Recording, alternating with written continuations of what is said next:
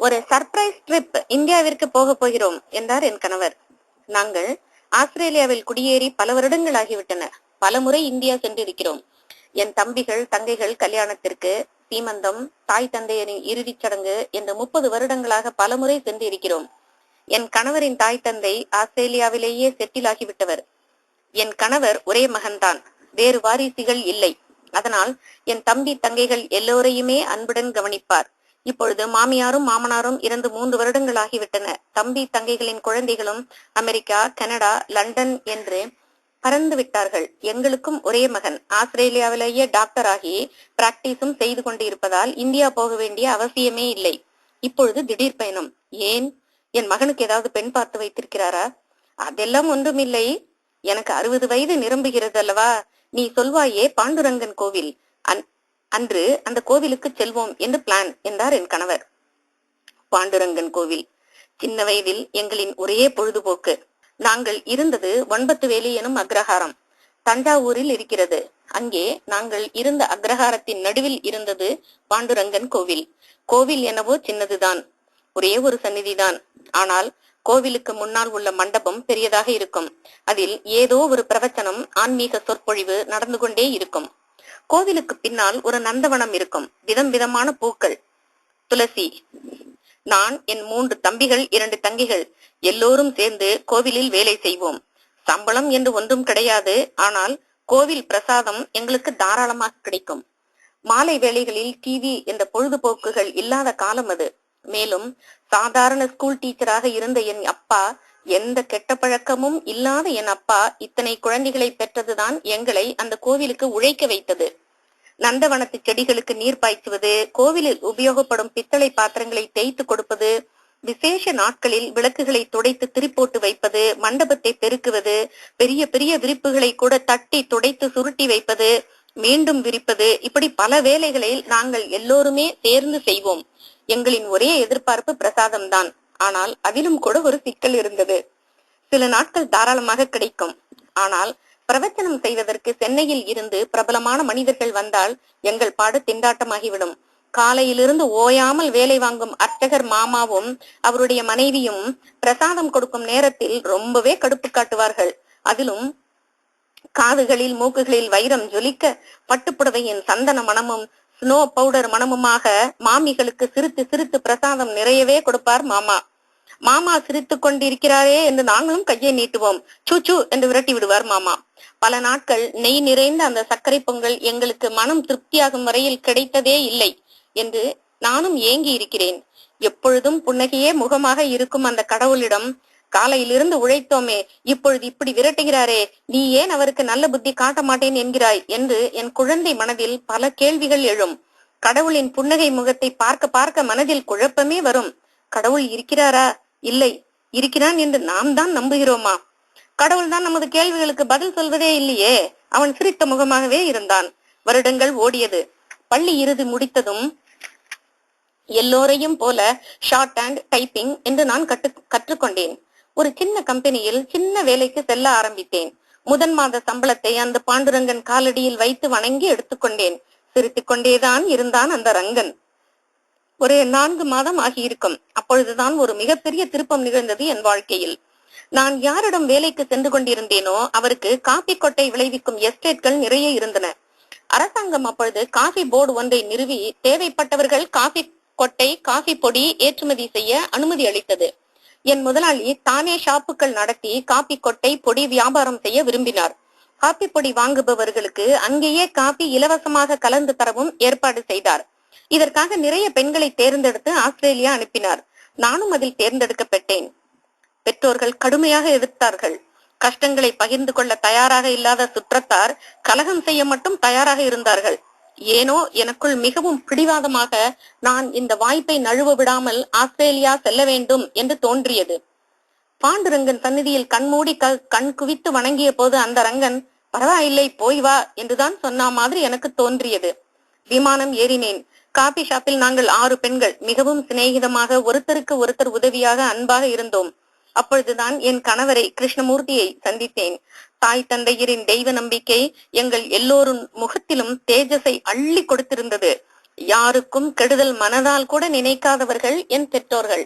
அவர்கள் செய்த தர்மம் ஊர் விட்டு ஊர் வந்தாலும் என்னை அன்போடு கவனித்து இரண்டாவது சந்திப்பிலேயே என்னை தன் பெற்றோர்களுக்கு அறிமுகம் செய்து வைத்தார் என் கணவர்.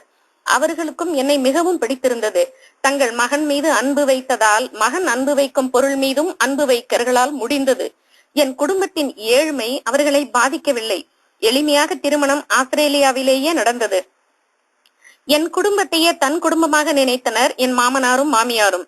என் தம்பி தங்கைகள் நன்றாக படித்து நல்ல வேலைகளுக்கு செல்ல அவர்கள் பலவிதங்களிலும் உதவினார்கள். வார்த்தைகளால் அன்பை காண்பிக்காமல் செய்கையால் அவர்கள் என் குடும்பத்தினர் மீது காண்பித்த அன்பு என்னை மிகவும் உருக்கியது. தெய்வத்திற்கு இணையாக அவர்களை நினைத்தேன். பாண்டுரங்கனை கூட மெல்ல மெல்ல மறந்துதான் போய்விட்டேன் நான். என் குடும்பத்தவர் கூட சென்னைக்கு சென்று விட்டதால் எனக்கு வன்பத்து வேலியும் பாண்டுரங்கனும் மறந்துதான் போய்விட்டன. இப்பொழுது நினைவூட்டுகிறார் என் கணவர். ஒரே வாரம்தான் விமானம் ஏறினோம். ஒவ்வொரு முறையும் விமான நிலையத்திலேயே ஒரு கூட்டம் வரவேற்க காத்திருக்கும். ஊரில் உள்ள தம்பி தங்கை அவர்களது குழந்தைகள், முடிந்தால் குழந்தைகளின் குழந்தைகள் என்று ஆம்னி வேன் முழுக்க வருவார்கள். இந்த தடவை யாருமே இல்லை, உனக்கும் எனக்கும் மட்டும்தான் இந்த ட்ரிப் என்று சொன்னார் என் கணவர். நானும் நீயும் பாண்டுரங்கனும் மட்டும்தான் கோவிலில் இருக்க போகிறோம் என்றார் என் கணவர். பாண்டுரங்கன் சிரித்த முகம். நகுமோமோ என்று தியாகராஜர் பாடியதை நினைத்தேன். அவரும் ஒருவேளை என்னை மாதிரியே அந்த புன்னகையின் விஷயம் புரியாமல் அந்த கிருத்தியை பாடி இருப்பாரோ என்று தோன்றியது. நான் ஆஸ்திரேலியாவிற்கு வந்த 6 மாதங்களுக்குள் என் கல்யாணம் நடந்து விட்டது. பிறகு என் பெரிய தம்பிக்கு சென்னையில் வேலை கிடைத்ததால் குடும்பமே சென்னைக்கு வந்துவிட்டது. வருடம் ஒரு முறை சென்னையிலிருந்து தஞ்சாவூர் சென்று வந்தது கூட காலப்போக்கில் நின்றே போய்விட்டது. இப்பொழுது இவ்வளவு வருடங்கள் கழித்து மறுபடியும் ஊருக்கு வருகிறேன். ஆஸ்திரேலியாவிற்கு விமானம் ஏறிய நாளிலிருந்து இன்று வரை கஷ்டம் என்றால் என்ன என்று தெரியாத வளமான வாழ்க்கை வாழ்ந்து வருகிறேன். கணவர் வழியில் திருப்பதி வெங்கடாஜலபதி தான் குலதெய்வம். அதனால் தானோ என்னவோ பாண்டுரங்கனை மறந்துவிட்டேன். இன்று கணவரின் 60வது பிறந்த நாளிற்காக உன் சந்நிதிக்கு வருகிறேன். எனக்கு இந்த மகோன்னத வாழ்க்கையை கொடுத்த என் கணவர் நீடூழி நோய் எதுவும் இல்லாமல் வாழ வேண்டும். அவரை பெற்று எனக்கு கொடுத்த புண்ணியவான்கள் சொர்க்கத்தில் நிரந்தரமாக வாசம் செய்யட்டும் என்று மனமுருகி அந்த பாண்டுரங்கனை வேண்டிக் கொண்டேன். சென்னையில் விமானம் இறங்கி அங்கிருந்தே கார் ஏற்பாடு செய்து கொண்டு தஞ்சாவூருக்கு பயணமானோம். தஞ்சாவூரில் ஓட்டலில் தங்கினோம். மறுநாளை அதிகாலை 9 வேளைக்கு பயணம் செய்தோம். போகும் வழியிலேயே பூஜை அர்ச்சனைக்கு தேவையானவைகளை வாங்கி கொண்டு கோவிலுக்கு சென்றோம். கோவில் தன்னை கவனிக்க யாரும் இல்லை என்று சொன்னது. உள்ளுக்குள் கூட எங்கேயும் ஒட்டடை, அழுக்கு, பிசுக்கு என்று இருந்தது. 1 மாதம் இங்கேயே தங்கியிருந்து கோவிலை சுத்தப்படுத்த வேண்டும் என்று என் மனதில் வெறி கூட தோன்றியது. கணவரின் காதில் என் எண்ணங்களை சொன்னவுடன் கடவுளை கவனி என்று உபதேசம் செய்தார். ரங்கனை கண்டேன். அதே திருவுருவம், அதே புன்னகை. என்ன ருக்மிணி, சௌக்கியமா என்று கேட்பது போல இருந்தது. அர்ச்சகர் தீபாராதனை காண்பித்தார். தீபத்தின் ஒளியில் அந்த ரங்கனின் புன்னகை மனதை மயக்கியது. மறுபடியும் பார்க்க வேண்டும் போல் தோன்றியது. மறுபடியும் தீபாராதனை காட்ட சொன்னேன். ஏனோ மறுத்து பேசாமல் மறுபடியும் காண்பித்தார் அர்ச்சகர். மறுபடியும் ஒரு குரல், என்ன ருக்மிணி, நான் இருக்கிறேனா இல்லையா என்று இப்பவும் சந்தேகம் வருகிறதா? கஷ்டம் என்றால் என்ன என்று தெரியாத வாழ்க்கை வாழ்ந்து வருகிறாயே, அது நான் அளித்த வரம் அல்லவா உனக்கு? சர்க்கரை பொங்கலுக்கு அழுதாயே, இன்று வாழ்க்கையே சர்க்கரை பொங்கலாக இனிக்கிறதே. எவ்வளவு பேருக்கு இப்படி ஒரு வாழ்க்கை அமையும்? இப்பொழுது புரிகிறதா? நான் இருக்கிறேன், எங்கும் இருக்கிறேன். என்னை பூஜித்தவர்களுக்கு மனமெல்லாம் நிறைந்து இனிக்கும் வாழ்க்கையை அளிக்கத்தான் செய்கிறேன் என்று ரங்கன் சொல்வது போல் இருந்தது. இன்பத்தில் கண்ணீர் வருமா? எனக்கு வந்தது. இறைவா, என்னை மன்னித்து விடு. அறியாத பருவத்தில் ஏதேதோ சந்தேகம் எழுந்தது உண்மைதான். ஆனால் இப்பொழுது தெளிந்து விட்டேன். உன்னை மறவாத வாழ்க்கையை கொடு என்று மனம் உருகியது. புழுவாய் பிறக்கினும் புண்ணியா உன்னடி என் மனத்தே வழுவாது இருக்க வரம் தர வேண்டும் என்று அடியார்கள் ஏன் வேண்டிக் கொண்டனர் என்பது புரிந்தது. பூஜை முடிந்து பிரசாதம் வாங்கி கொண்டு வெளியே வந்தோம். ஏனோ பழைய அர்ச்சகர் பற்றி விசாரிக்க வேண்டும் என்று தோன்றியது. அவரும் அங்கேயேதான் இருக்கிறாராம். ரொம்ப வயதாகி கண் பார்வை இழந்து கால்கள் நடக்க முடியாமல் இருப்பதாக சொன்னார்கள். கணவரிடம் அந்த வயதானவரை போய் பார்த்து விட்டு வரலாம் என்று சொன்னேன். சரிதான், ஆனால் நம்மை அறிமுகம் செய்து கொள்ள வேண்டிய அவசியம் இல்லை என்று சொன்னார். சரி என்று நானும் சொன்னேன். அவரை போய் பார்த்தோம். அந்த வயதில் அவருக்கு உதவியாக இருக்கக்கூடியது பணம் மட்டும்தான். ஒரு தட்டில் தாம்பூலம் வைத்து கொஞ்சம் பணமும் வைத்து அவரை நமஸ்கரித்தோம். ஆசீர்வாதம் செய்தார். பிறகு சொன்னார், இந்த ரங்கனுக்கு எவ்வளவு பூஜைகள் செய்திருப்பேன், இப்படி என்னை கஷ்டப்படுத்துகிறானே, அவனை பூஜை செய்தது எல்லாம் வேஸ்ட் என்று மனம் நினைக்கிறது என்று புலம்பினார். எதை பார்க்க கண்கள் கொடுத்தாரோ அதை அவன் சந்நிதியிலேயே துஷ்பிரயோகம் செய்தால் அதற்கு ரங்கன் என்ன செய்வான்? வாழ்க்கைக்கு ஆதாரமான விஷயம் அன்பு. அதை விட்டுவிட்டு பணம் தான் ஆதாரம் என்று நினைத்தால் அந்த பணத்தை தேடி நடந்த வாழ்க்கையில் கால்கள் பயனற்றுத்தான் போகும். எனக்கு ஏனோ அவர் மீது அனுதாபம் தோன்றியது. எனக்கு தன்னை உணர வைத்த ரங்கன் அவருக்கும் உணர வைப்பான்.